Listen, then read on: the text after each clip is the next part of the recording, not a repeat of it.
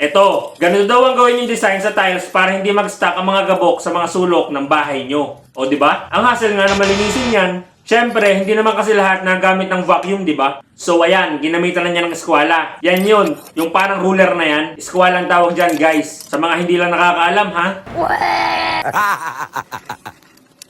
Minarkahan at sinukatan. Tingnan nga natin kung maganda ang pagkakayari niyan. At kung maganda ang diskarte, di kat ating gagayahin. By the way nga pala guys, pag ako nagre-reaction ng mga garning video, ay naglalabasan yung mga bida-bida. Sinasabihan ba ka naman akong walang alam sa mga ganyang gawain? Ang tunay kasi niyan, ay meron naman talaga akong alam sa mga ganyan. Hindi lang kasing gagaling ninyo. Kasi ho, ako ay hindi karpintero. Iba po kasi ang linya ko, di ba ga?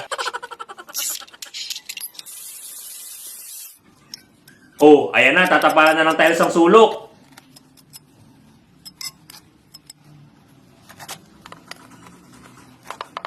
Aba, ay siya nga naman. Hindi ka na nga naman mahihirapan magwalis ng gabok sa sulok niyan. Ang galing!